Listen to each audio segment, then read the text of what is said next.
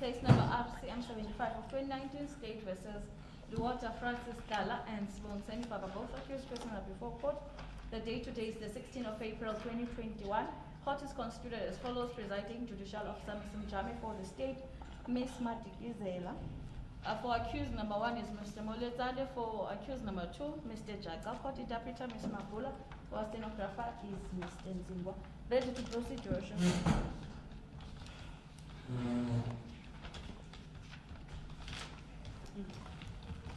Appearance is confirmed, Your Worship, on behalf of accused number 1, Your Worship.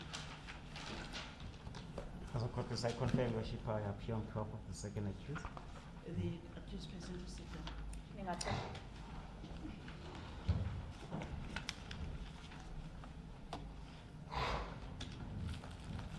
Yes, ma'am.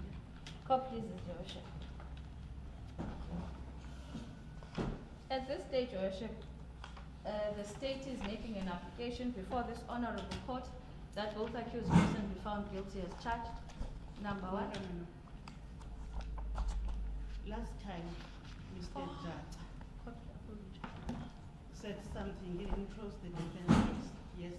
As a court, because my learned friend was still on the stand, Your Worship, so I couldn't stand.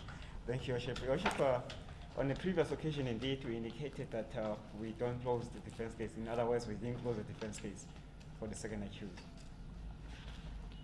We indicated that we exercise that option today. If the witness is not available, we'll close the defense case. If the witness is not available, we are closing the defense case. Okay, thank you.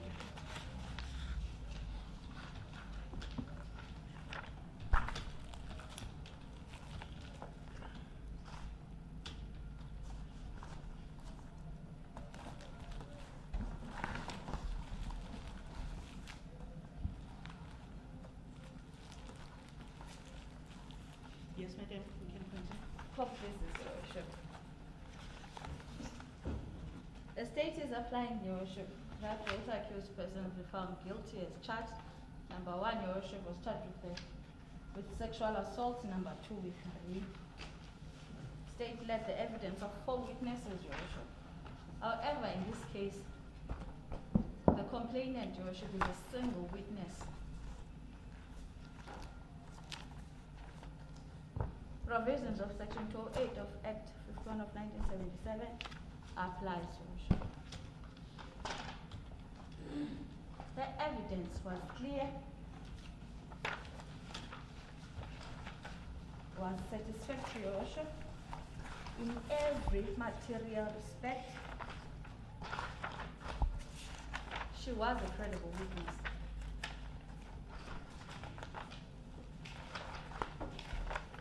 I'll first, Your Worship, address this honorable court with count number 2 of rape. I'll go straight, Your Worship. The events of the day in question are clear before this honorable court, as stated by the complainant.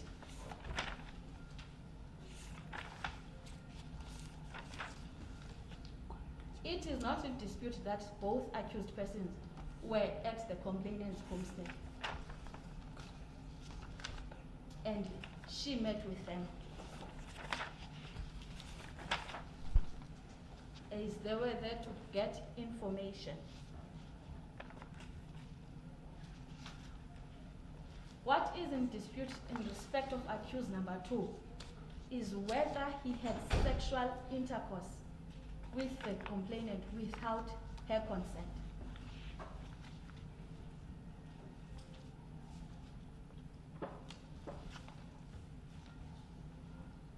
For there to be sexual intercourse, Your Worship, there must be consent, and basis of consent must be laid, and the 2 parties must be willing to participate in the act of sexual intercourse.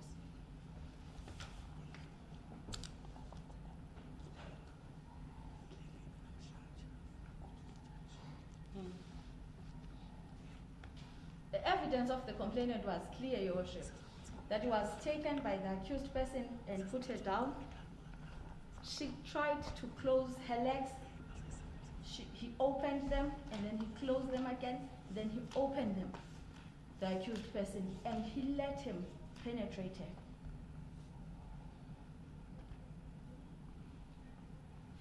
The absence of further resistance, Your Worship, from the complainant cannot be construed as valid consent.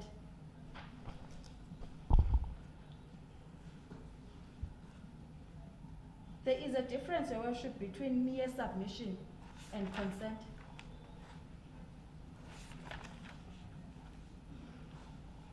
She submitted to the accused person after he has tried closing her legs.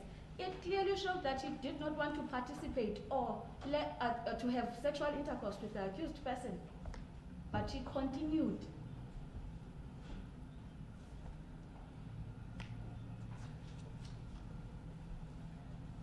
It clearly shows that he had intention of penetrating the complainant, despite that there was no consent.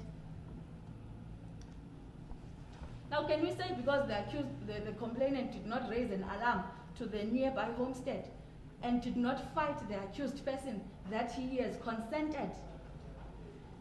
She resisted, Your Worship, by closing her legs. That is one of the elements of rape, Your Worship, that she never gave consent on the day in question.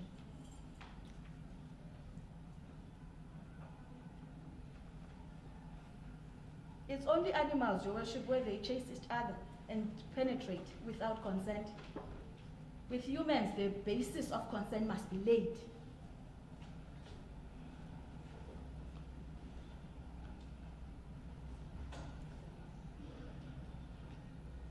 If he had no intention, Your Worship, he would have stopped when the complainant closed her legs.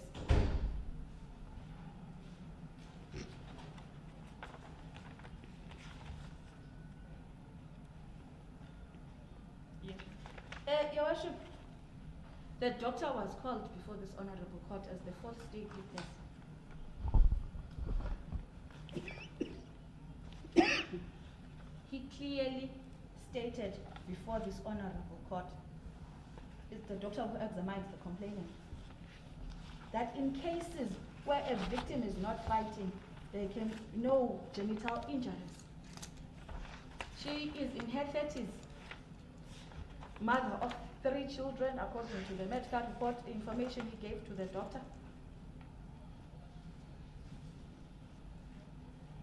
She was sexually active at that time.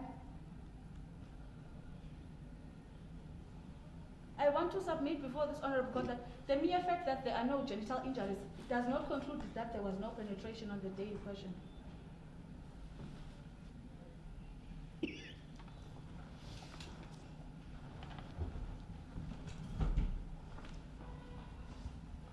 And it is also, Your Worship, she went to the medical facility after 72 hours, as noted even in the medical report. She did not go on the day when it happened. That must also be noted, Your Worship.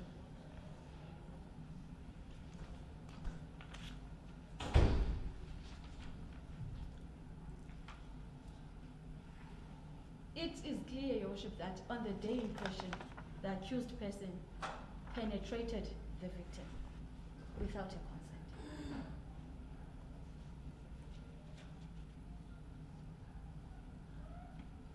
I'll move, Your Worship, to count number 1 of sexual assault. Even in sexual assault, there must be consent, Your Worship. There was no consent. He described, Your Worship, the act as he held her hand. The accused held her hand and rubbed it against his penis. It was forced, Your Worship, that was not consent. He forced the complainant to touch his penis.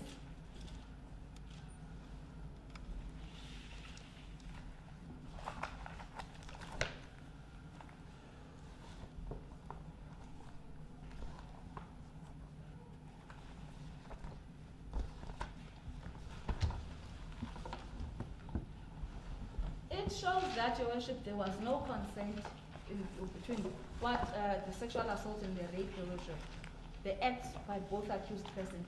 The following morning, she met with this third state witness and told her that something she doesn't like has happened.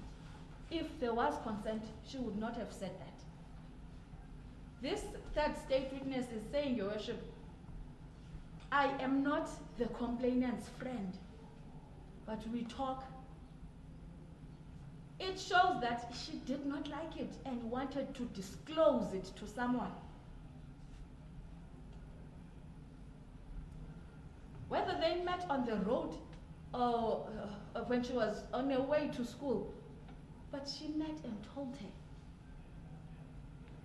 There is no law that says the complainant must tell a family or must immediately tell someone, Your Worship, immediately after the act has been committed. But he's saying within a reasonable period. So it is reasonable that he told this third witness the following morning. Now the question is, why did she not tell her mother? And go and tell. Maybe she was comfortable in telling this person, Your Worship, not the mother. Now can we say because she did not tell her mother, these acts were not committed on the day in question?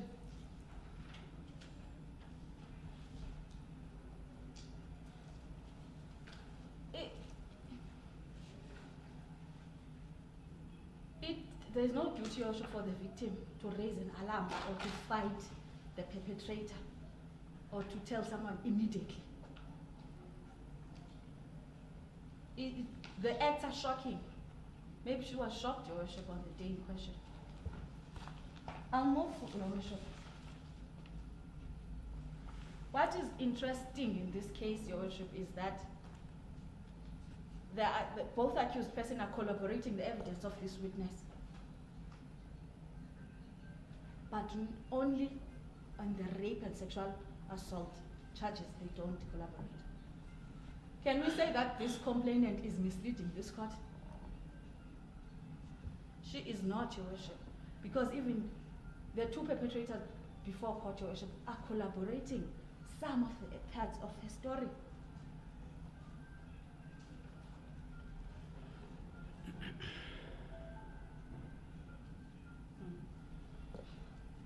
Your Worship, I'll go to the part of falsely implicating both accused persons. The evidence is very clear, Your Worship. Even the two accused are confirming that they, accused number 2, sent number 1 to call the complainant. If she was falsely implicating, she was not aware that the both accused person will be there on the day in question. She was already in bed, according to her. They went to her. She did not go to them.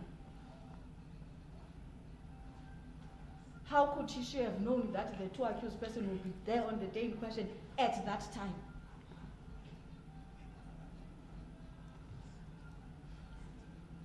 If, Your Worship, someone says because she knew that they will be there to collect information, it is also their evidence that it is number 1 who was the coordinator or supervising the work of the complainant. Now, why was accused number 2 there?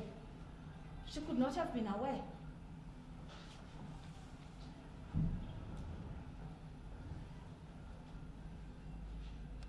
Rape is a serious offense, Your Worship. What would she benefit from it, from falsely implicating the two accused persons who are known in the locality? He was a councillor, Your Worship, at that time.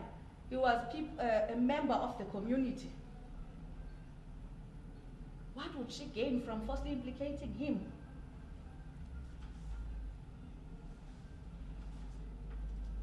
Even these women, Your Worship,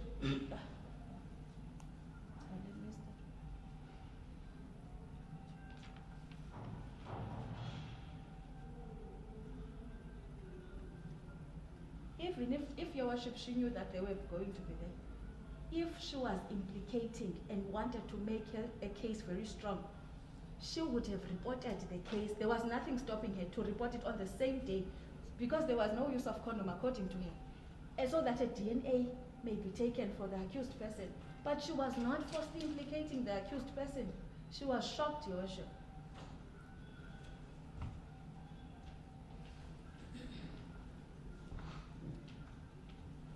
I'll go to the interesting part of the three women that have been mentioned, Masichaba, Nkopane, Linsun. I'll withdraw, Your Worship. I'm not sure about to pronounce the surnames as they're in Sutu. The women were not there.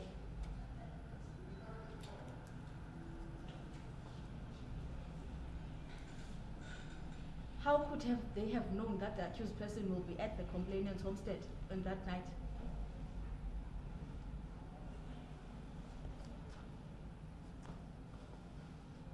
Because I'm sure the only person that was supposed to be there is accused number one. Not even at her homestead, but to collect information from the complainant, but not at her home, wherever.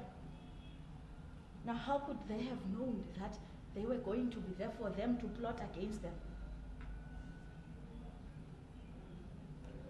The basis of this, I don't want to get into details that he voted in the council meeting against Nkupane. That incident happened in 2013. The rape case happened in 2019.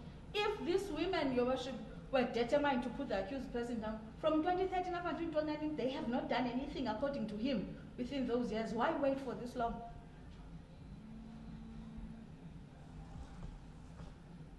He is not even sure whether this Nkopane saw him when he was voting at the council meeting. He cannot even explain how he knew that he voted against her. This complainant was not the only, according to him, when it was cross-examined, was not the only person who is in the faction of this Nkopane. There were so many females. Why not accuse the accused person of rape, Your Worship? On that day, as he said, he met with numerous ANC female members. It clearly shows that the accused person is misleading this court, Your Worship. There is no basis of substance in this animosity between him and these three women.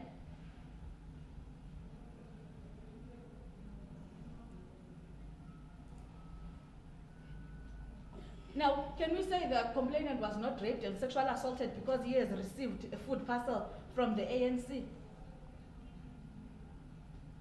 They were supporting their own member. It is the evidence of this complainant that she was also a member of the ANC. She was working for the ANC. When she called them, she was saying, I quote, Your Worship, working for the ANC, this is what is going to happen, being raped. So they supported her because she did not get, her mother explained that she was not paid, Your Worship, because she was attending a court case. And they brought food for her. Now, can we say because he has received that the complainant was not sexually assaulted and not raped, now must she reject these food parcels?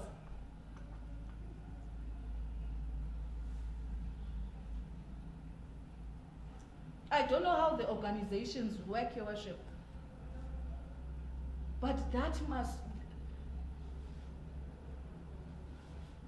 it must not, Your Worship, the victim or the complainant must not suffer because of that.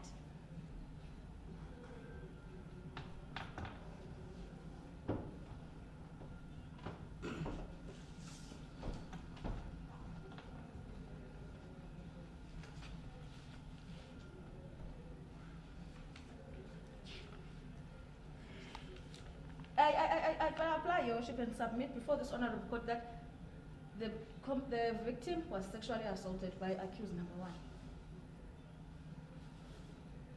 And accused number two inserted his penis into the vagina of the complainant without her consent on the day in question. Now, there's an interesting part in her evidence. If she was falsely implicating these accused persons, Your Worship, she said, when she got into the vehicle, they went up and to turn the vehicle, then they came back. In the part where they were turning the vehicle, there were no homesteads. If he was falsely implicating him, why not say he was raped there? And say he was, because there was no homestead there, and make her story, Your Worship, to just, Your Worship, not to, if she was, Your Worship, falsely implicating, she was saying she would have been raped where there were no homesteads. But because she was honest enough, she said, just on the road near my homestead.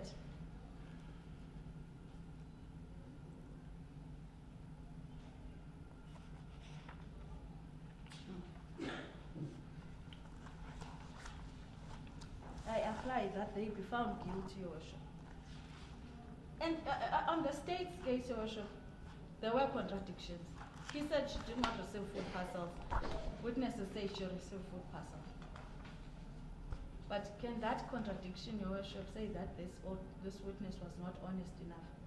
It shows that the witnesses for the state did not discuss this case to come up with a perfect story to present before this honorable court.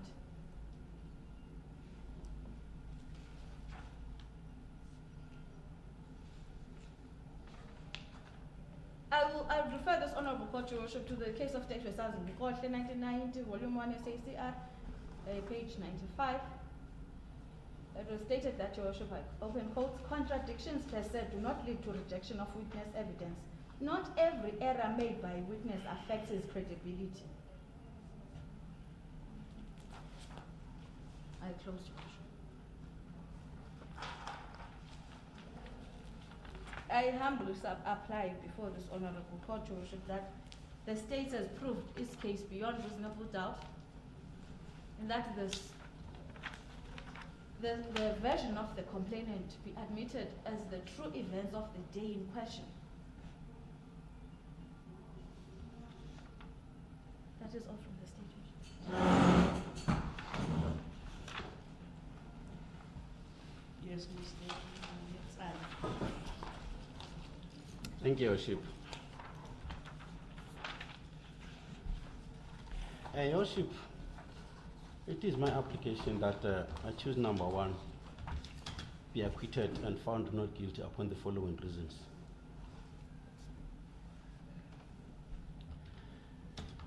Your Worship, it is common cause that accused number 1 is an active member of the ANC.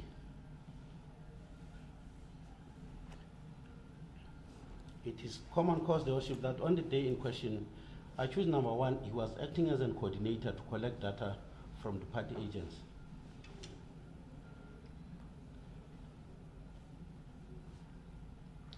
And further, that the complainant was a party agent from whom the data was going to be collected. Yes, ma'am. Your Worship, it's common cause that accused number 1 did go and ask complainant from her mom on 2 occasions. Then the issues of determination in this regard is whether was there any sexual assault committed by accused number 1 upon the complainant. Sorry, Your Worship. Then it is submitted that Section 208 of the Criminal Procedure Act, number 51 of 1977, provides that the evidence of a single witness should be treated with caution. And therefore, in this case, Your Worship, the complainant remained a single witness in respect of the events of the evening in question. The evidence of the complainant should be satisfactory in all material respects in order for the court to rely on it. There should be no contradiction in the evidence of the complainant in order to pass the cautionary rule, Your Worship.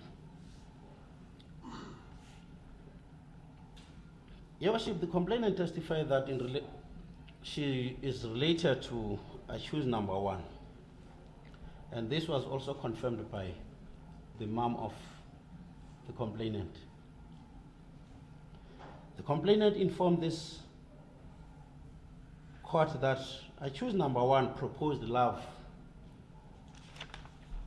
to her, and she later informed this court that accused number 1 also informed her that accused number 2 also loved her.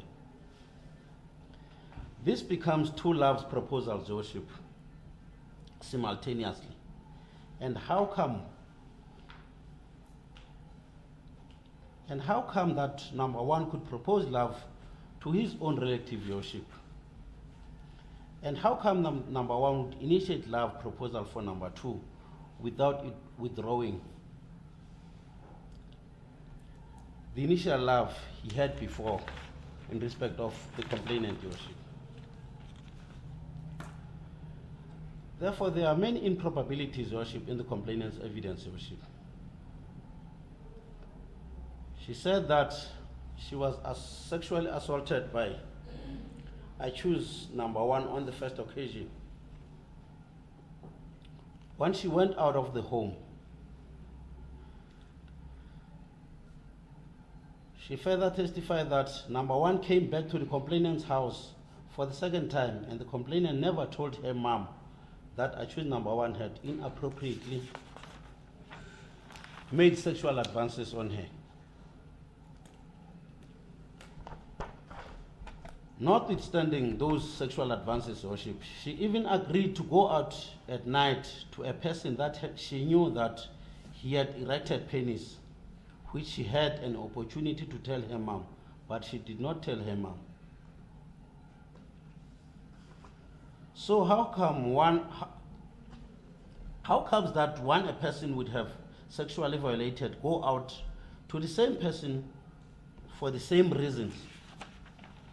And the complainant failed to account under cross-examination as to why she did not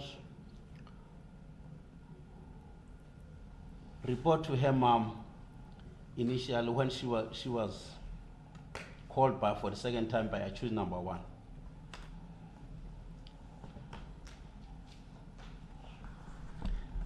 The complainant, Your Worship, is not a credible witness in all material respects, amongst other things, in that accused number 1 is facing a charge of sexual assault, in which it is alleged that he kissed the complainant and forced her to touch her penis.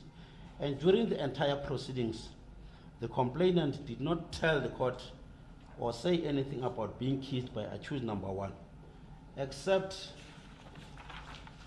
to tell this court that accused number 1 only wanted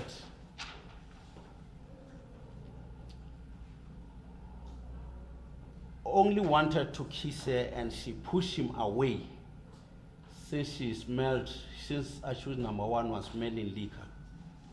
But there was nothing in the proceedings confirming that indeed accused number 1 ever kissed him. Since the charge is facing the charge, it is alleged in the charge that he kissed her and forcefully made her to touch his penis.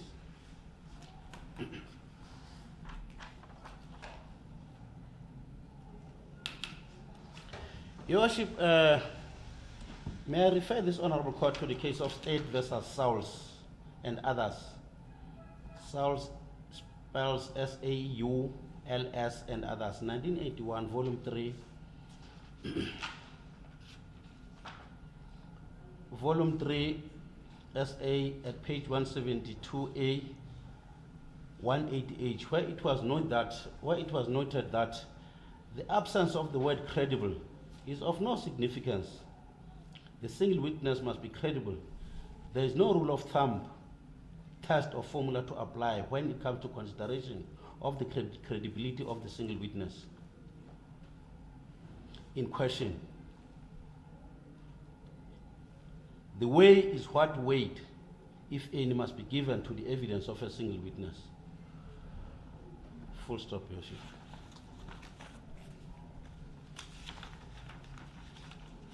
Your Worship, considering all the above submissions, Your Worship, it is my submission that the evidence of accused number 1 be considered as reasonably plausibly true and be acquitted accused number 1, and accused number 1 be acquitted, Your Worship. And the evidence of the complainant be considered as not being reasonably possibly true. Those are my submissions, Your Worship. finished? I'm done, Your Worship. Thank you. Yes, Mr.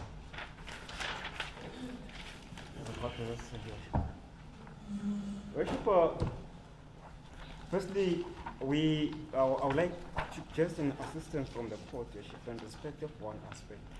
When we apply for the discharge in terms of section and so on, for the court made a ruling, and the ruling, the court said, the complainant said, I met my friend Maluboheng on the way, and I told her that there was something that I wanted to tell her. I was going to tell her when I come back. I checked the notes, Your Worship. I can't find that. I can't find any discussion pertaining to what was to be told to the first report at the time when they met in the morning. So, Your Worship, I'm sure the court is in possession of the transcribed record. That's why I want an assistance in that regard. In the event is omitted in my notes, I can get a proper perspective of what transpired. Can you please, Mr. Japa, address me on merits of the case? You know the avenues to follow when there is something you don't agree at the end of the case. Thank you. Your Worship, it's common cause that the state let an evidence of a single witness in respect of the events. In respect of the events of the evening in question.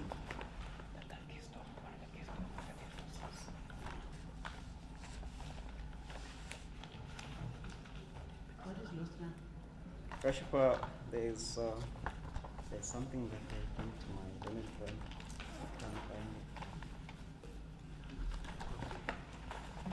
Worship, I would ask just for 2 minutes adjournment. There is a. Yes. There you go. Thank you, Worship. Thank you. Got what you wanted. It's common cause, Your Worship, that all the parties before this court are politicians. All three of them, the complainant, first and the second accused, all three of them are politicians. All three of them are members and active members of an organization which is called an ANC.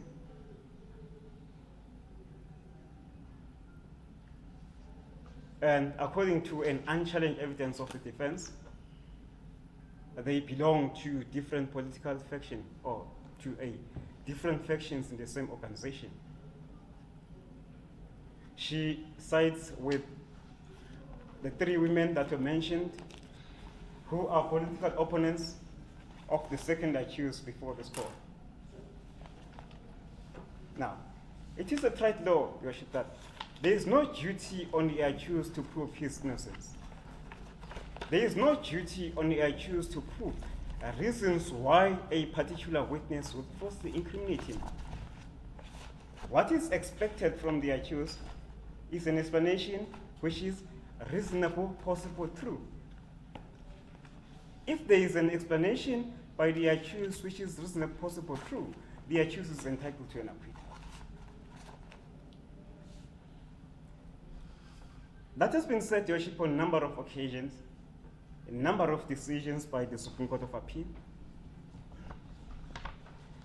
That includes, which amongst I think includes Ashusha versus the state, which was decided in 2010, but the citation is Shusha versus the state, in brackets 2011, ZA, SCA, page number 171, decided on the 29th of September, in fact, 2011, by the Supreme Court of Appeal.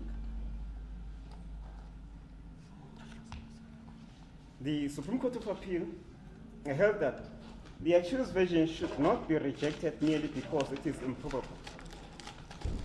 The accused version should only be rejected on the basis of inherent improbabilities, if it is so improbable that it could not be a reasonable, possible, true in the circumstances. Now, before this court, the version of both accused is similar. They were subjected to cross-examination. There is absolutely nothing that came out of the cross-examination of both accused. no contradictions, no improbabilities, and nothing can be said about their demeanor or credibility as well. Taking into account that a rejection of the accused version should be based on cogent reasons, the state submits that their version should be rejected because they corroborate the complainant. They do not corroborate the complainant. You should be submitting that most of the things are common cause, not that they corroborate the complainant. They do not corroborate the complainant. They are stating the events of the evening in question as to what transpired in the evening in question, not that they are corroborating the complainant. Then if the state sees similarities, then they are common cause, not a corroboration. And Your Worship, the state submits that the complainant was a credible witness. What is a credible witness? A credible witness is a witness who can answer all questions put to that witness without hesitation. Now, was the complainant in this case a credible witness? The answer is no, we submit. How? Under cross-examination, she failed to answer simple questions.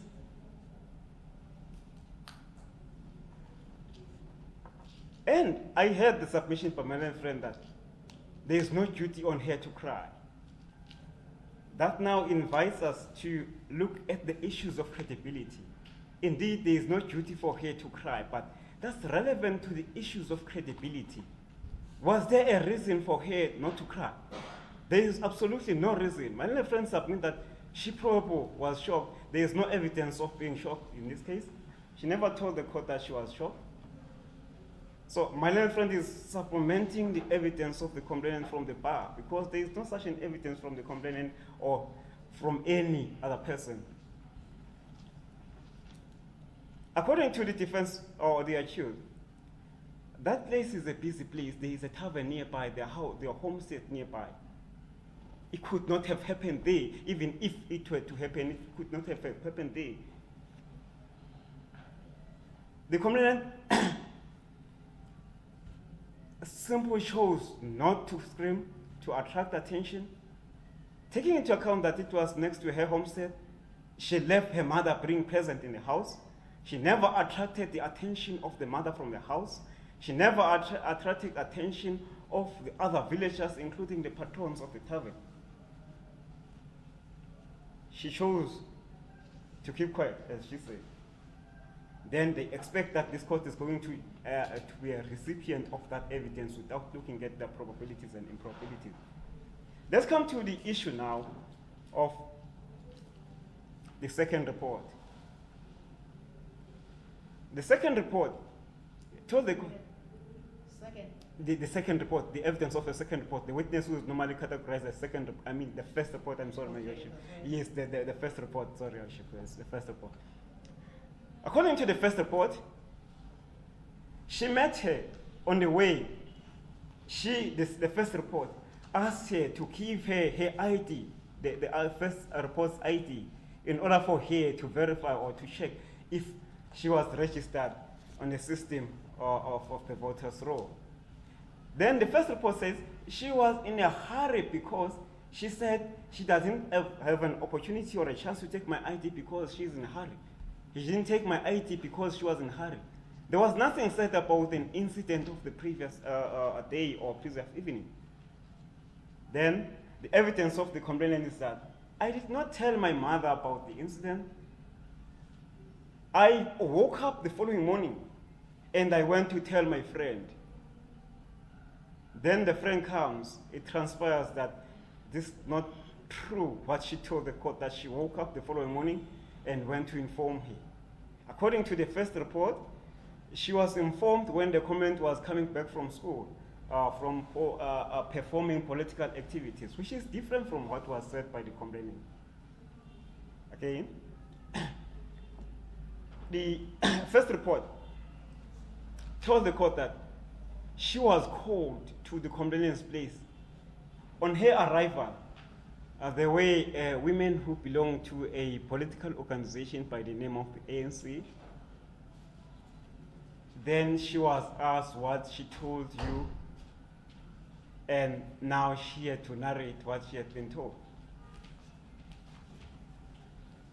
The mother of the complainant informed the court that the friend is the one who told me. Once she was telling me they arrived, the members of the organization. According to the first report, when I arrived there, they were already there. There is no consistency. The purpose of Section 59 of the Sexual Offences Act is to have the first report coming with a consistent story. In this matter, there is no consistency in that story. Then now, the question that this court should bear in mind, when did these three women come to know? How come they be there first before even the arrival of the first report?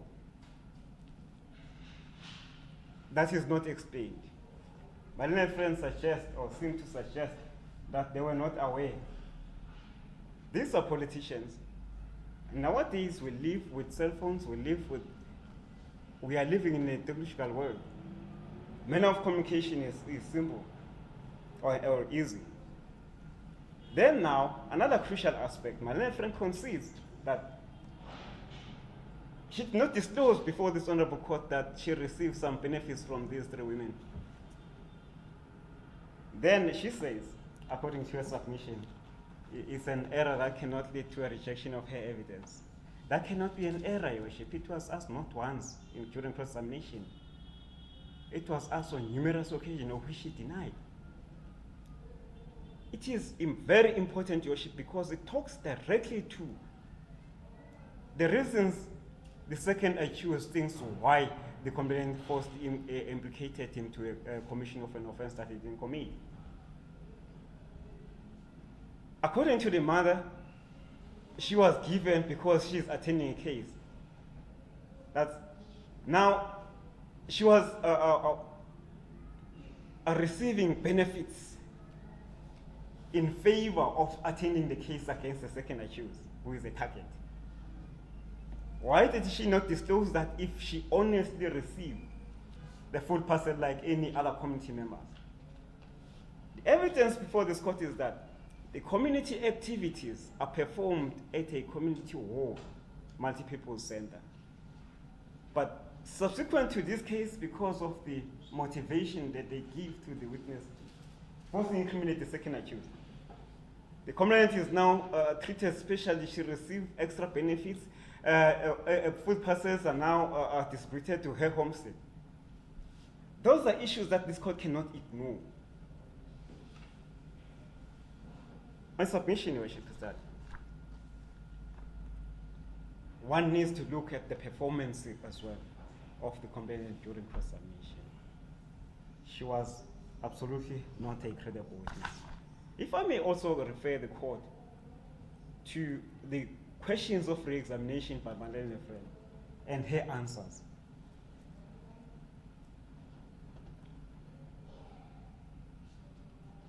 Did you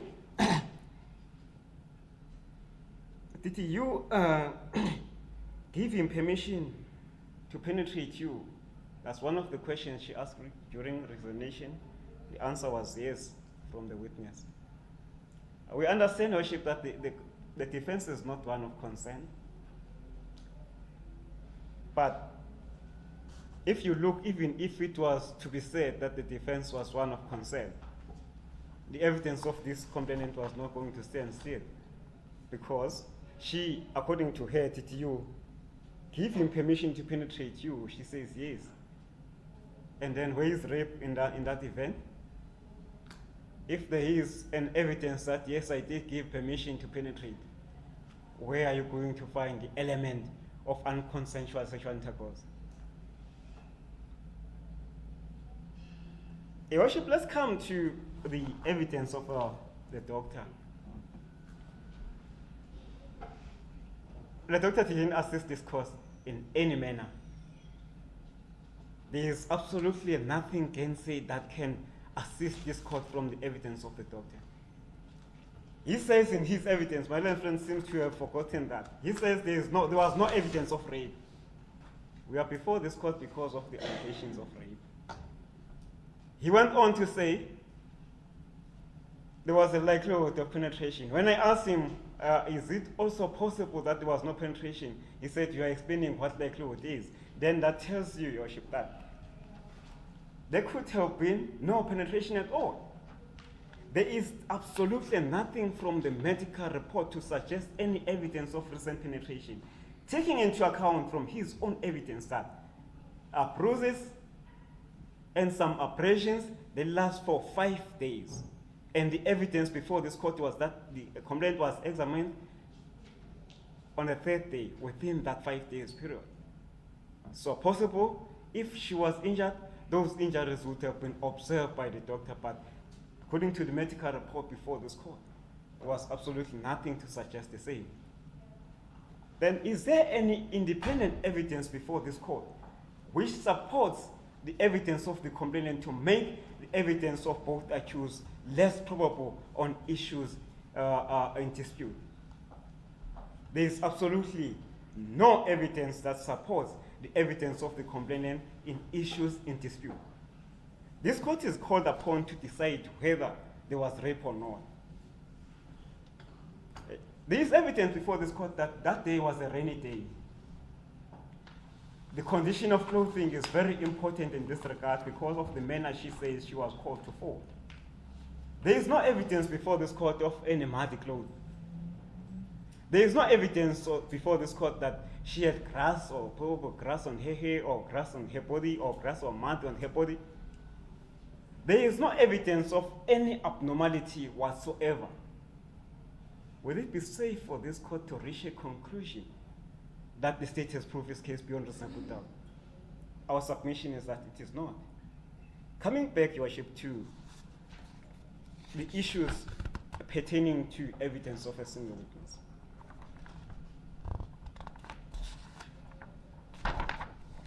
Indeed, there is no rule of thumb. My learned friend did mention the section. There is no rule of thumb when one applies Section 208 of the Criminal Procedure Act. But there are relevant issues or factors that the court needs to take into account in assessing the evidence of a single witness. One, whether the evidence contradicted himself or herself in respect of the events of the day in question. Already, my learned friend has conceded that there are contradictions. Already, we know that there's something that she has been hiding, which also was revealed from the state, from one of, or from two of the state witnesses. Now, this court cannot know where lies begin and where lies end. If she can mislead the court about some of the incident that took place, how can she be relied upon in taking a crucial decision that talks about the life of a person? She never gave a good impression as a witness on the witness stand. I already submitted that there is absolutely nothing to support her evidence. As my little friend quoted the South case, I won't repeat the same. I will refer the court to S versus Chabalala. Chabalala is spelled C-H, Chabalala C-H, B-A-L-A, 203, volume 1, SACR, at page number 134 by the Supreme Court of Appeal. The correct approach in determining the guilty of the accused is to weigh up all the elements which points towards the guilty of the accused against those that are indicative of his innocence, taking proper account of inherent strengths and weaknesses, probabilities and improbabilities, and both sides having done so to decide whether the balance weighs so heavily in favor of the state as to exclude every reasonable doubt about the guilty of the accused. We haven't reached that stage. There is no inherent improbabilities from the defense case.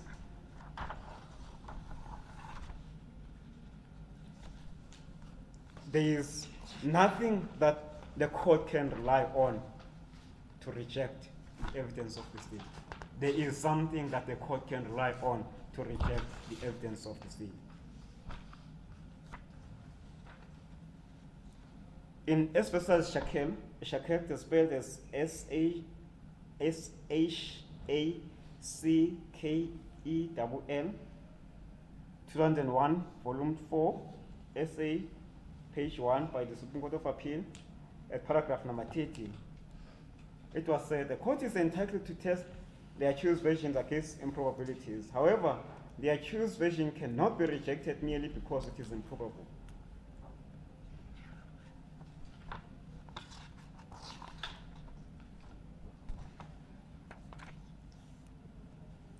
It can only be rejected on the basis of inherent improbabilities. It can only be further rejected if it can be said it cannot be under the circumstances on factual basis said to be a reasonable possible truth. Your Worship, under cross-examination, the state never put to the accused that they committed the offense in question. So the evidence of both accused, if it was not put to them by the prosecution that they committed the offense in question, or the evidence of the complainant is the true events of the evening in question, which means it was not challenged. It was left unchallenged. Then we know the position of law, evidence which is not challenged becomes a conclusive evidence. It's my submission, Your Worship, that the evidence of both accused, hence it was unchallenged, should be accepted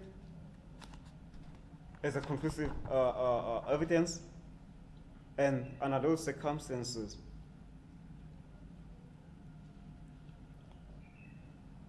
the court should acquit both accused. That's our submission. Yes, Thank you, Your Worship, unless there's something else. you want to reply? Court pleases, just few, Thank you. court pleases, Your Worship. I we have to, first, Your Worship, go to the point where it was raised that the complainant said she gave permission to accuse number 2. She said, I let him do what he wanted to do, if I quoted correctly, Your Worship. She did not say, I gave him consent. That was not consent, Your Worship. Letting the accused penetrate him was not consent because she did not give him. That it could not have happened there. Where can rape happen, Your Worship? It can happen anywhere. It happened on the road in this case, next to the complainant's homestead. There's no law that rape may only happen in certain places. Rape can happen anywhere. Comfort of one's home, on the road, of the offices, anywhere, Your Worship. And also the point raised by my learned colleague, Your Worship, in respect of accused number 1. How can she go out when she was earlier sexually violated?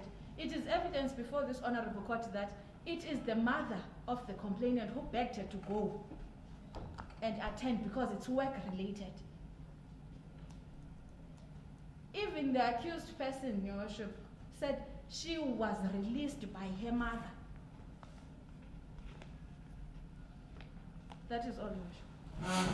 Your Worship, before the court can proceed further, it's not a replication, Your Worship. I just want to assist my learned friend with what I quoted that she said, she says she didn't say it, the manner I'm putting it. It's question number 8. Mr. Judge, As a question. I'm the only person who's going to evaluate the evidence before this court. What you submitted, what was submitted by Mr. Molizana, what was submitted by the state. I'm writing here, I'm listening. Every submissions you are making, I'm going to address them. As a court, please. Thank you. Thank you.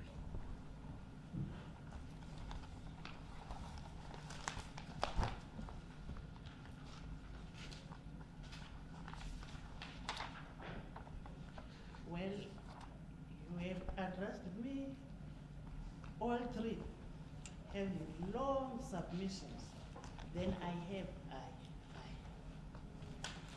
you can't sit down and addressing me. You can't. Apology, Your Worship.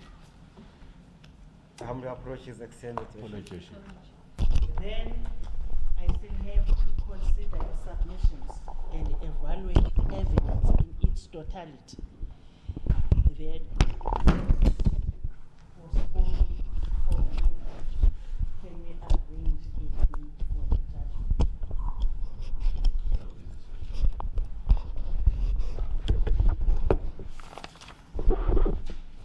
If I may ask the members of his worship to indicate whether the court will be having a session on that week of the 24th to the 26th of May.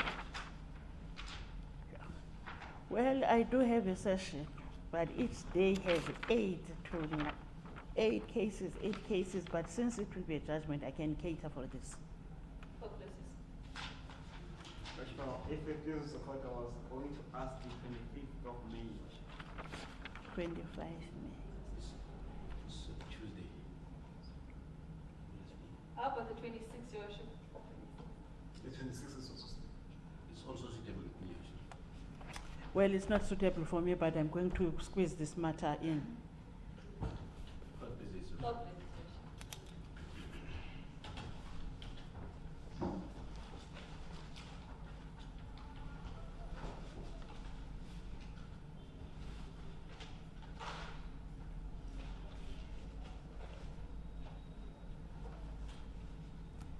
The accused person to stand up.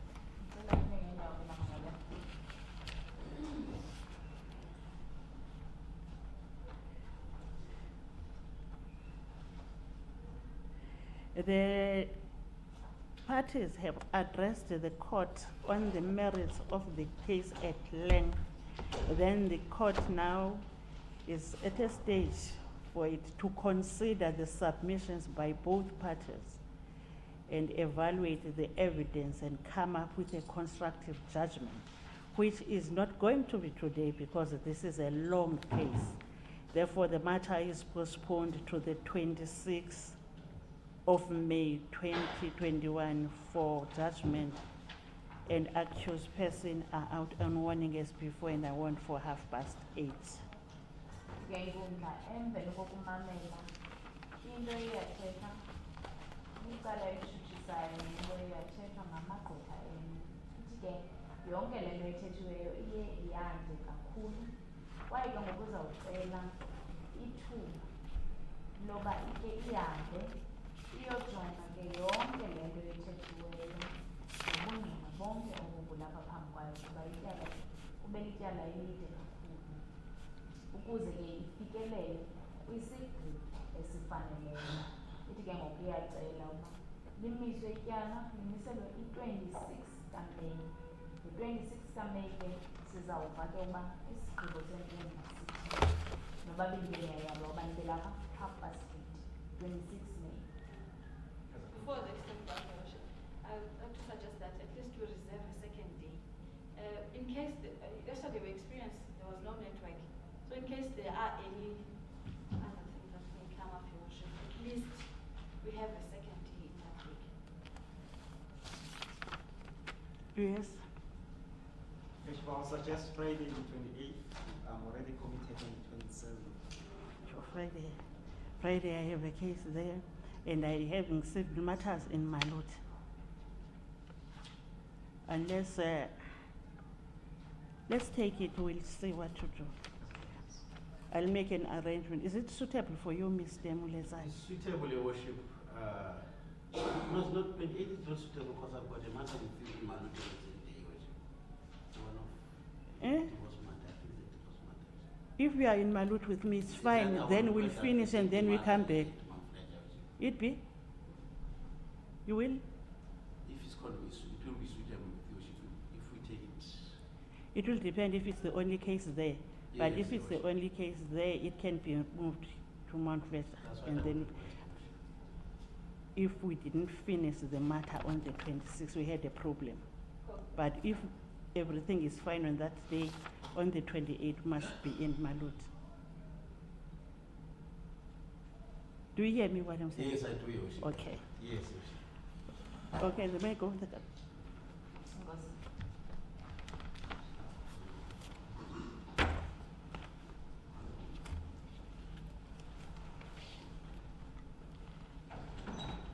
You know, I was not aware that you are we are representing the because I was, if I knew, I could have said that. Bring Thank you.